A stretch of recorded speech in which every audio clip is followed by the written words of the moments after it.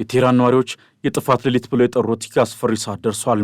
የጦርነቱ 7ኛ ቀን ሲነጋ በመላው ቀጠናው የሚሰማው የሚሳኤል ጩኸትና የሚቃጠሉ ከተሞች ሽታ ዓለምን ዳግም ወደማይታወቅ አዘቅት ውስጥ ከቷታል።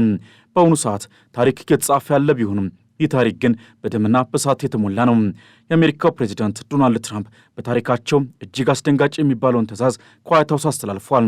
ከኢራን ጋር ምንም አይነት ድርድር አይኖርም፣ ያለው ብቸኛ አማራጭም ያለምንም ቅድመ ሁኔታ እጅ መስጠት ብቻ ነው የሚለው የትራምፕ ትዕዛዝ በመላው ዓለም ላይ የመቃብር ያህል የሚከብድ የድንጋጤ ድባብን ፈጥሯል።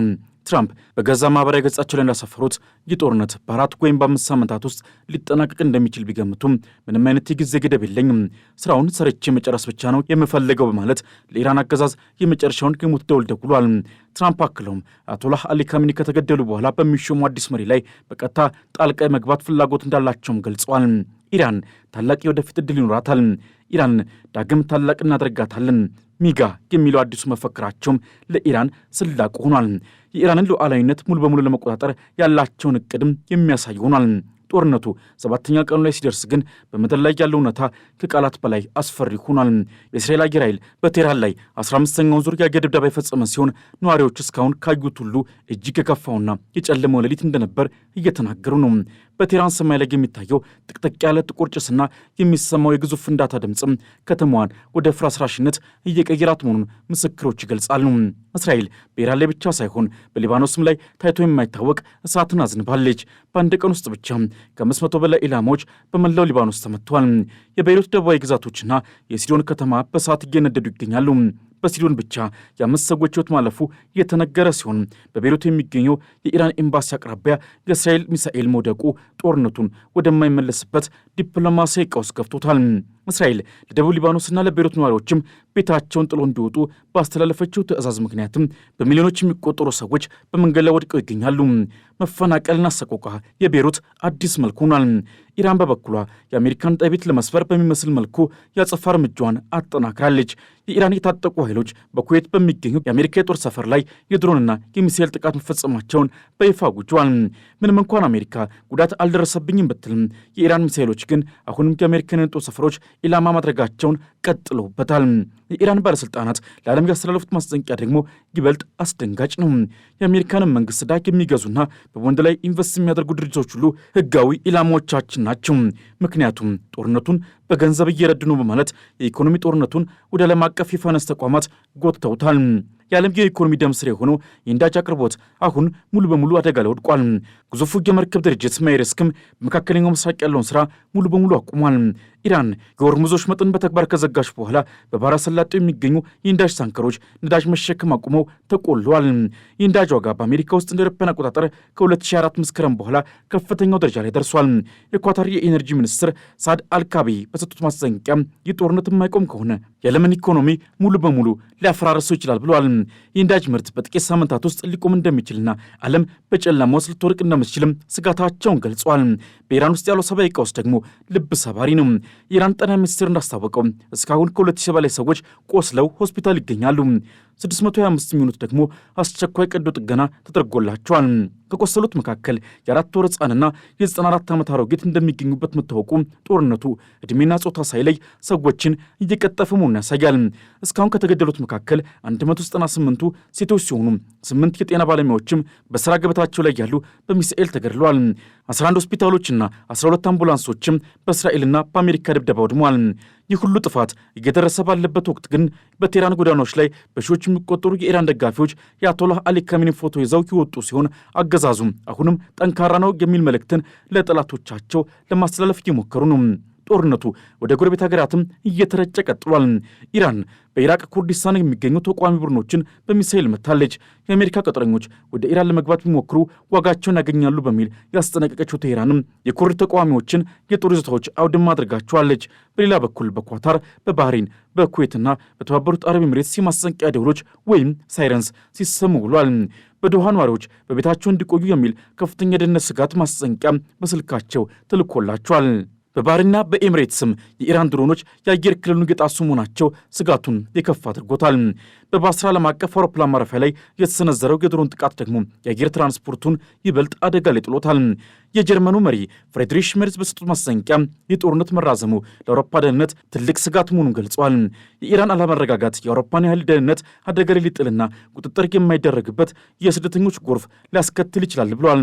አውሮፓ ጦርነቱ ቆሞ ሰላም እንዲመጣ ብትፈልግም ትራምፕ ግን ያለምንም ቅድመ ሁኔታ እጅ መስጠት በሚለው አቋማቸው ጸንተዋል። የእስራኤል ጦር ደግሞ በቴህራን ውስጥ አንድን ከፍተኛ የኢራን የጦር አዛዥ መትቻለሁ በማለት ድል እያበሰረ ቢሆንም የኢራኑ ፕሬዚዳንት ፔዜሽኪያን ግን የኢራን ሕዝብ ዝቅ አድርገው የሚመለከቱና ይህንን እሳት የለኮሱ ሰዎች ዋጋቸውን ያገኛሉ በማለት ለድርድር የሚቀርቡ ጥያቄዎችን ውድቅ አድርገዋል። በቆም ከተማ በሚገኙ 3 ኢንዱስትሪ ቀጠናዎች ላይ የእስራኤልና የአሜሪካ ጥቃት መፈጸሙ ተዘግቧል። እስራኤል ነዋሪዎች አካባቢውን ለቀው እንዲወጡ አስቀድማ ያስጠነቀቀች ቢሆንም ጥቃቱ ግን በከተማ ላይ ትልቅ ፍርስራሽ ጥሏል። በሺራዝ ከተማም በደረሰ ጥቃት 20 ሰዎች መገደላቸው የታወቀ ሲሆን ከእነዚህ መካከል ንጹሐን ሰዎች ይገኙበታል። ጦርነቱ አሁን ወደ ኢራን ሰሜን ምዕራብ ግዛቶችም ተስፋፍቷል። ኢራን በኩርድ አማጽያን በኩል ሊሰነዘርባት የሚችለውን ጥቃት ለመከላከል በሚል ድንበሯን በሚሳኤል እየጠበቀች ነው። በአሁኑ ሰዓትም በመካከለኛው ምስራቅ ሰማይ ላይ የሚታየው ብቸኛው ነገር የሚሳኤል ጭስ ነው። እስራኤል የኢራን አከርካሪ ለመስፈር በቴህራንና በኢስፋሃን ላይ 15 ዙር ጥቃቶችን ብትፈጽምም ኢራን ግን አሁንም በኩዌት በሚገኘው የአሜሪካ የጦር ሰፈር ላይ ሚሳኤል በመተኮስ ምላሿን እየሰጠች ነው። በሆርሙዝ ወሽመጥ ላይ አንዲት መርከብ በድሮን ተመታ በእሳት ስትጋይ የዓለም የንግድ መስመር ሙሉ በሙሉ መዘጋቱን ለዓለም አረጋግጧል። ጦርነቱ 7ኛ ቀኑ ሲያጠናቀቅም አሸናፊና ተሸናፊው ገና ባይለይም የሰው ልጅ ግን የታሪክ ትልቁን ውድመት እያስተናገደ ይገኛል። ሆስፒታሎች በቆሰሉ ሰዎች ተጨናንቀዋል። ከተሞች ፈርሰዋል። የነዳጅ ዋጋ ንሯል። የዓለም ፖለቲካም ወደማይታወቅ አቅጣጫ እየተጓዘ ነው።